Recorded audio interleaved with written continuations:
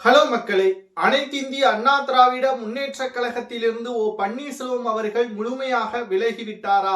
நேற்று வெளியான தகவல் மிகப்பெரிய அளவில் பரபரப்பை ஏற்படுத்தியுள்ளது.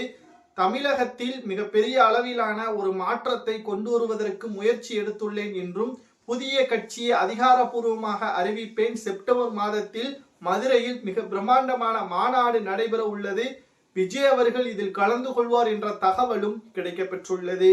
அதாவது எம்ஜிஆர் அம்மா திராவிட முன்னேற்ற கழகம் என்பதை பன்னீர்செல்வம் அவர்கள் புதிய கட்சியை தொடங்கிவிட்டார். அதற்கான அனைத்து ஏற்பாடுகளும் நடைபெற்று முடிந்துவிட்டது.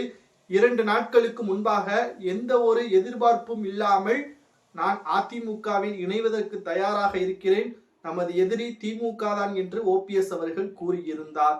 ஆனால் அங்கிருந்து எந்த ஒரு பதிலும் வராத காரணத்தினாலும் தமக்கு ஆதரவாக இருக்கக்கூடிய நிர்வாகிகளது எதிர்காலத்தையும் மக்களின் எதிர்காலத்தையும் கருத்தில் கொண்டு மாநாடு ஒன்றின் மூலமாக தமிழகத்தில் நமது கட்சியை வெளிப்படுத்தும் முயற்சியில் பன்னீர்செல்வம் அவர்கள் ஈடுபட்டுள்ளார். இது ஓபிஎஸ்ஸிற்கு பின்னடைவை ஏற்படுத்துமா என்று கேட்டால் நிச்சயமாக கிடையாது. இதற்கு முன்பாக திருச்சியில் ஒரு மாநாடு ஒன்றை போட்டியிருந்தார். மிகப்பெரிய அளவிலான வரவேற்பு. இரண்டாவதாக ராமநாதபுரத்தில் ஓபிஎஸ் அவர்கள் மக்களவை தேர்தலில் போட்டியிட்ட பொழுதும் 2வது இடம். இங்கும் அவருக்கு தோல்வி என்பது கிடையாது. ஏனென்றால் அந்த இடத்தில் பணத்தை செலவழிக்கவில்லை எடப்பாடி. 6 நபர்களை ஓபிஎஸ் என்ற பெயரில் போட்டியிட வைத்தார். அப்பொழுதும் கூட ஓபிஎஸ் அவர்கள் தளரவில்லை, வெற்றிதான் அடைந்தார். அது தோல்வியாக இருந்தாலும் 2வது இடம். எந்த ஒரு பின்னடைவும் இல்லாமல் சுயேட்சையாக களத்தில் இறங்கினார். அதுதான் நம்முடைய மிக முக்கியமான ஆதாரமாக பன்னீர்செல்வத்திற்கு மக்களின் ஆதரவும் தொண்டர்களின் ஆதரவும் இருக்கிறது.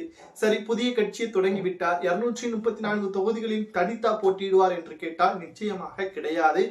தமிழக வெற்றி கழகத்துடன் கூட்டணி பேச்சுவார்த்தை முடிந்துவிட்டது. இதற்காகத்தான் நாம் ஏற்கனவே கூறியபடி மதுரையில் நடைபெறக்கூடிய மாநாட்டில் விஜய் அவர்கள் கலந்து கொள்வார் என்பது. அப்படி கலந்து கொண்டு விட்டால் நிச்சயம் 35 தொகுதிகள் வரையாவது கொடுப்பதற்கு வாய்ப்புகள் இருக்கிறது.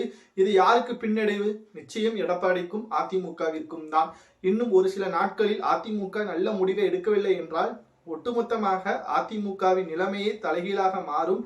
பன்னீர்செல்வம் அவர்கள் பின்னால் இருக்கக்கூடிய நிர்வாகிகள் கை கொடுப்பார்கள் என்ற நம்பிக்கையில் வைத்திலிங்கம், மனோஜ் பாண்டியன் இருக்கிறார்கள். பொறுத்திருந்து பார்க்கலாம். பன்னீர்செல்வம் அவர்கள் நடத்தக்கூடிய மாநாடு வெற்றிகரமாக மாறுகிறதா? புதிய கட்சி அவருக்கு கை கொடுக்கிறதா? தமிழக வெற்றி கழகத்துடன் கூட்டணி அமைப்பதை பற்றி உங்களது கருத்துக்களையும், அதிமுகவிற்கு இது பின்னடைவாக இருப்பதை பற்றி நீங்கள் என்ன நினைக்கிறீர்கள் என்பதை மறக்காம கமெண்ட் வாயிலாக கூறுங்கள்.